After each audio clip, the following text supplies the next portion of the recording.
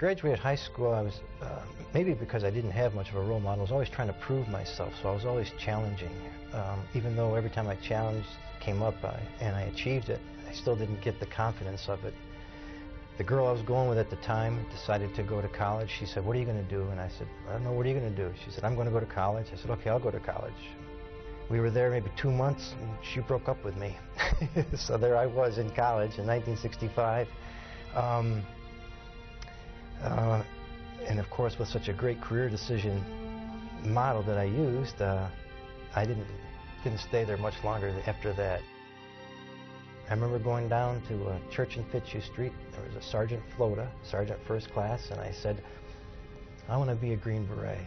And he said, "Well, you can't enlist as a Green Beret." He said, "But I think I can get you into airborne infantry," as if that was a real hard thing to do. Gary Beikirch enlisted in the Army and eventually earned his way into the U.S. Army's Special Forces. Following a deep desire to help others, he received his advanced training as a medic.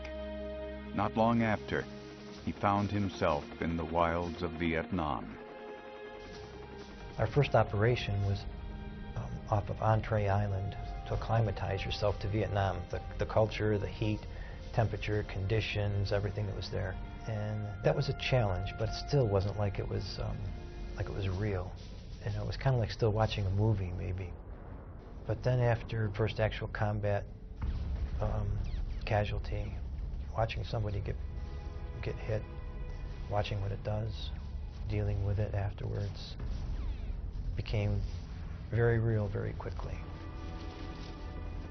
And you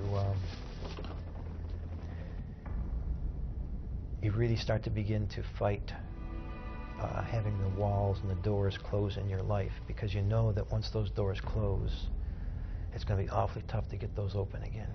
But you know that if they don't close, some pretty precious parts of you are going to die. In 1967, Beikirch was serving with the 5th Special Forces Group operating out of Kontum Province. There, he and his 12-man team were assigned to protect a village of Montagnard tribesmen in the province's central highlands. Most people don't realize this, but Special Forces really is teachers above all else, because that was our job. We were to go in and we were to bond with the civilians in an area and to find those that we could utilize and train them to become our assistants. I fell in love with Vietnam, maybe because I moved around so much and I never really had a home. But for me, I went native. I lived with the Montagnards in the jungle, in our jungle camp. And there'd be days that I wouldn't even speak any English. I was a 23-year-old kid, but who was responsible for the welfare of the 2,300 people in the camp. There were men, women, children, the 12 Americans. And we had about 400, 500 men who actually bore arms. The rest were all women and kids. Early morning of April 1st, 1970, the North Vietnamese decided to overrun the camp. So they started shelling, rocket incoming, artillery.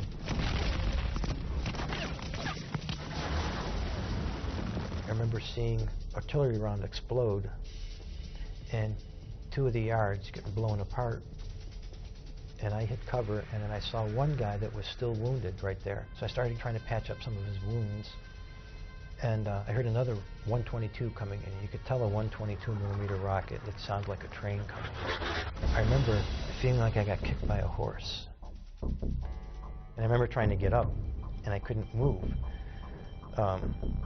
And I found out that what had happened was that the shrapnel embedded in the spinal column and knocked out my spinal cord. It was like a concussion to the spinal cord, and I couldn't move. Badly wounded and unable to walk, Beikirch enlisted the aid of 2 of his Montagnard assistants who carried him around the compound to help the wounded. Not many people know what it's like to be under fire and then have somebody yell out, "Medic," except those who are medics. And they don't know what takes place inside of you that causes you to get up and go when everybody else is hiding, and ducking. Bác Sĩ, which is Vietnamese for doc. I hear that all the time. At night when I try to sleep, I hear calls of Bác Sĩ, and screams. I remember going over and trying to help the other medic, Dan. I remember doing some surgery while helping Dan tie off some bleeders, doing some other surgical procedures, but I collapsed. And when Dan finally took a look at me, I had gotten shot and it run to come through here and come out here. And he said, "Oh my God, and I said, "Dan, you don't say that." You know, that's one of the things we learned in medic, is you don't stand over a guy and go, "Oh my God." You know? But I remember telling Dale, I said, "If I'm going to die, I'm not dying down here, Dale. Get me out of here." Bleeding heavily and barely conscious, Beikirch returned to the battlefield and was dragged from one wounded comrade to the next, administering aid until he could no longer carry on.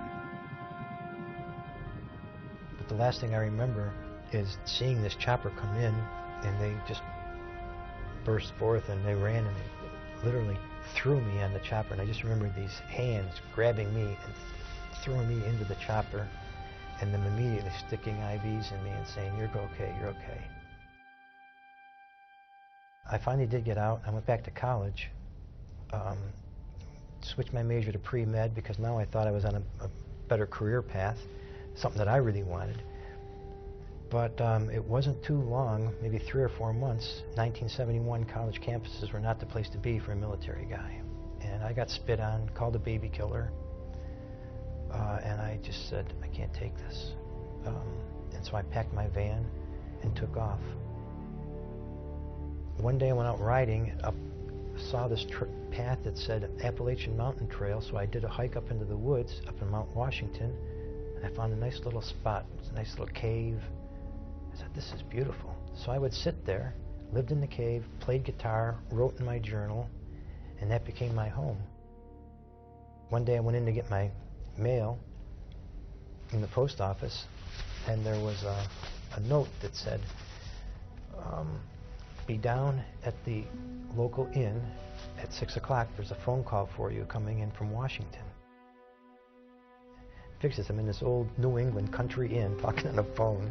By that time my hair's down to here, and I go, "Hello," and he goes, "Yeah, this the Gary Beikirch that was with the 5th Special Forces?" I said, "Yeah." But he said, "It's my pleasure and my honor to tell you you've been awarded the Medal of Honor." And I remember distinctly saying, "Oh." And that was it. You know, all of a sudden everything started coming back. And things that I've been trying to forget, things that I went to a cave to hide from, all came back.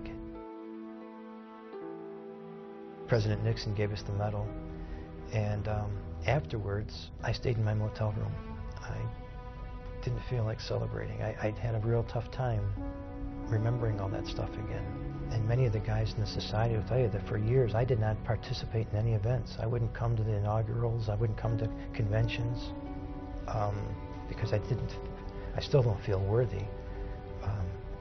But it was just too difficult of a thing for me to bear. But there's a verse in the Psalms that says that man that is in honor and understands not is like a beast that perishes. And I've come to understand that what this medal represents it's not about me, and it's not about anything that I've done, but it's about men and women who value something so strongly that they'd be willing to die for it, and they'd be willing to defend our country for it. And so they put on the uniform.